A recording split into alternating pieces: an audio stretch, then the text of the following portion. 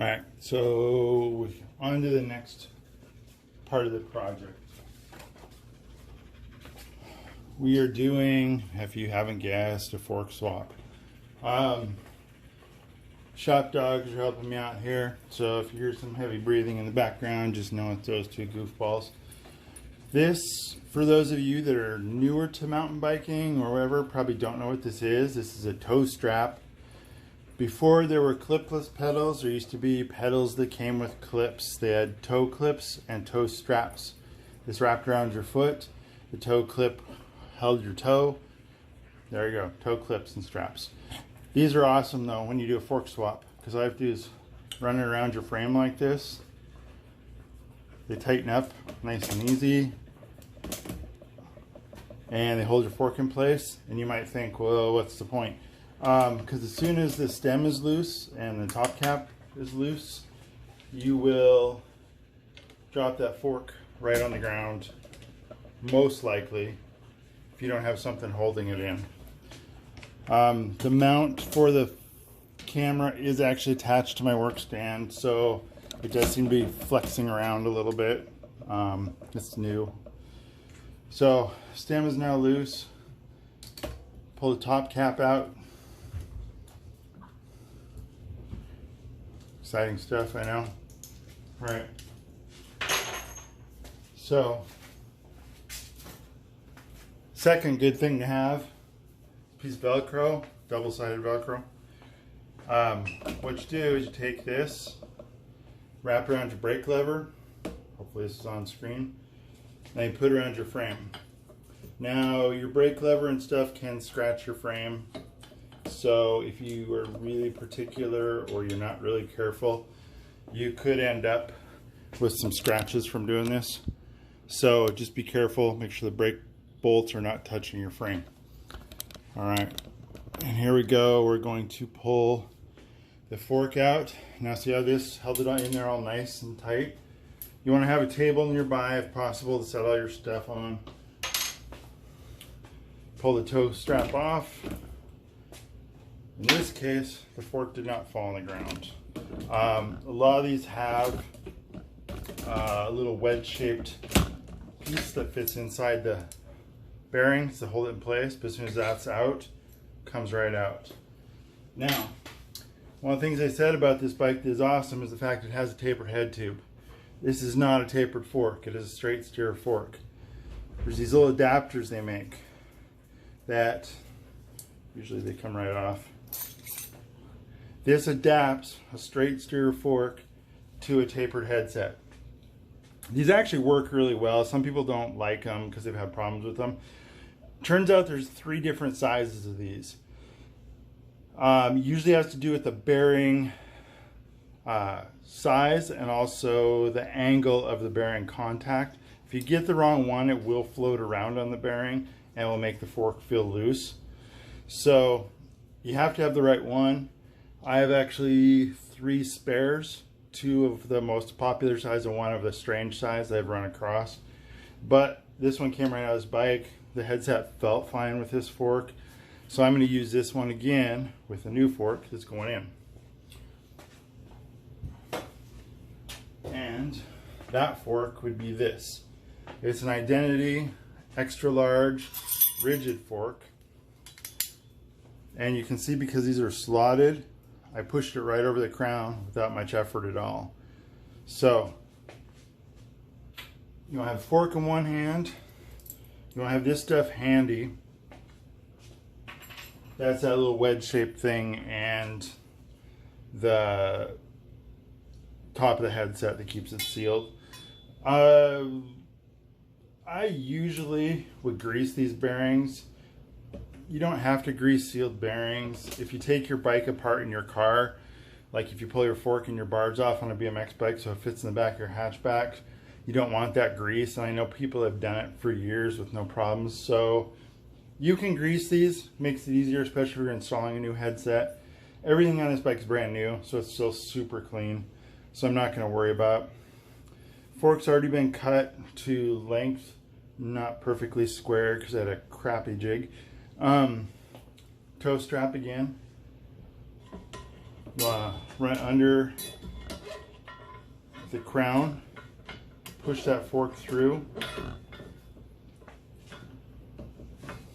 take that toe strap, wrap it over the top. This is where it gets tricky because you gotta grab the end of it and hold it all in place at the same time. That's why I'm using my leg. You gotta cuss at it maybe a little bit. But in this case, I'm just having difficulty getting it through there right. So I don't know what's going on here.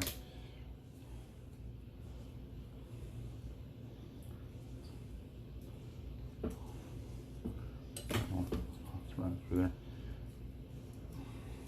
All right, you just want it around the frame. I ran around the top too, and it seemed a little tight. I think it's because the headset's kind of pulling apart in there. All right, there we go. Okay, so now everything's good.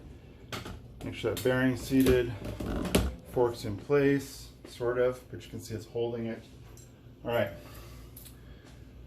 wedge-shaped thing goes in there just like it came out. It compresses against the bearing, so you want to make sure you get it in there right. There's a little spacer in there. As weird as it is, you want that spacer in there because that's a little bit of extra room it needs. Fork headset has a little rubber seal. Okay, everything's coming apart on this. Must be a really cheap headset. Not surprised for the bike, but all right, there we go. The fork's in. Head tube should be pretty close to the same length as the last one. I didn't measure it exactly. I just guessed. So then you take your bars that you had sitting on that Velcro, put them on there. You can leave this on here. It doesn't hurt anything. This had a spacer on top of the stem, so I'm just gonna go ahead and put it back together just the way it was. Might need to adjust the spacers to get the right height on the bar. Also might need to adjust the spacers because once I clamp this down, it'll run out of threads and the headset won't get tight before this flattens out against the top of the fork. Okay, that's all in. As soon as that top cap's on, you don't have to worry about the fork falling out. Take your toe strap out. Now, you can feel there's a little bit of tension on the headset, which means we've got some room to go. Still feels smooth. It's nice to do this without the weight of the wheel and stuff on it because you can actually feel what's going on. You also kind of feel like tight, and you know, get a couple more cranks out of it. That's that expansion cap in here, fitting down into the bearing. Everything still feels good, feels snug, and there you go. That is fork swap. Straight fork in a tapered headset. You just need in a tapered head tube. You just need that adapter. There are special headsets you can do too. This is the easiest way to do it. Just get one of those adapters that basically makes the crown the same size as a tapered crown. After I get this all set up and back on the bike, I will weigh it and we'll go from there. All right, and there you have it with a rigid fork. Dropped it down to 28.6 pounds. So, what was that? Almost 3 pounds. Just changing the fork. It looks pretty cool on this bike. I'm okay with that. It's kind of black and gray thing. The rear end still feels heavy. So I'm thinking, I mean, basically it's going to be in the drivetrain somewhere. It does have a really thick, heavy duty BMX style chain on it. I don't really have a reason to change it other than weight. So I don't think I'm going to mess with the chain just yet. If you put a 9-speed chain on there, it'll definitely lose some weight. And it'll be just reliable as far as strength. But if you're grinding, and you're wearing on that chain on any sort of unusual load, it's going to be weaker than this. The brake is, you know, it's a decent Tektro mechanical disc brake. The rotor, you know, the weight on that's going to be pretty normal. Already changed the tires. Maxxis Holy Rollers are definitely not the lightest, so it'd definitely be easy to drop another half a pound, maybe even a whole pound, by going with, you know, like a Tioga FS or maybe a DMR or DTH, or the Halos are pretty light, or a Billy Bonkers maybe. Even the K-Rads weigh about 100 grams less a piece, and I actually like them better, so eventually might end up going with those. I'm going to give these a shot for now though, because like I said, this is not a high-end, all-you-can-money, throw-at-it kind of bike build. Literally the tires didn't cost me anything because I had them. Luckily I have a friend of mine that kind of swapped some bike parts, and the timing couldn't have been better.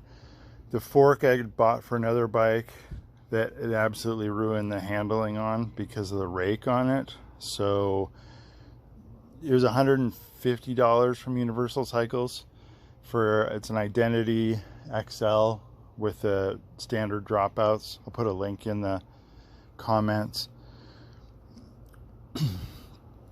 Stem and bars could definitely lose some weight, I'm thinking. That stem looks pretty thick and pretty cobby. The bars, you know, aluminum bars are all going to be fairly light, but going to Spank or a Deity bar or a Chromag bar or a Rental bar, all of which I have spares of in the garage, you know, again, it's not costing me anything, but those bars are not necessarily cheap. Grips on this bike I'm not real crazy about. They're not horrible, but they're not great, so that's just a personal thing. I'm not going to lose any weight by changing those. So I'm thinking the stem and the bars are going to be the next thing I change, but I do want to do this in steps so I can see how everything feels as it progresses. So the next time I ride this, the tires will be new and the fork will be new. It's obviously fully rigid now, so it should have a very lively feel and a very connected feel. Should flow real well. So I'm gonna probably head to a skate park, possibly a pump track next, and see how this all works out. I do have a seat post ordered for it because I have a pivotal seat sitting in the garage that I really like. I want to put on it. And I do have a seat clamp ordered without the quick release because I hate the way that looks. From there, it's going to take some time and some money to really start losing any more weight. I don't think it's worth putting the money into brand new wheels for this bike for me, which is where you lose probably another decent amount of weight. The cranks may be pretty heavy. They're in-house brand chromoly 3-piece cranks. They're probably not the lightest, like a profile. Can't put mountain bike cranks on here because of the bottom bracket, which would probably lose at least a pound. And honestly, I like mountain bike cranks a lot better. So we'll see what we're gonna do. But the next thing is gonna be ride it as it is.